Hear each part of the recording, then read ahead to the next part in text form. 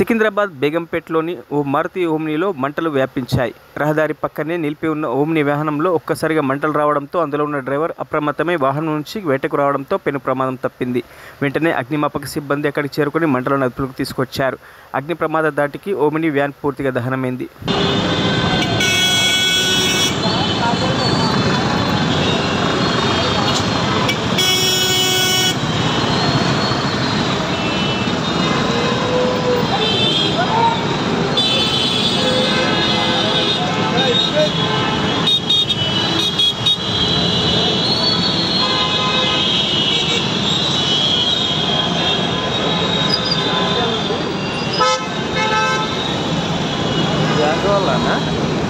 మరిన్ని అప్డేట్స్ కోసం మా ఛానల్ని సబ్స్క్రైబ్ చేయండి.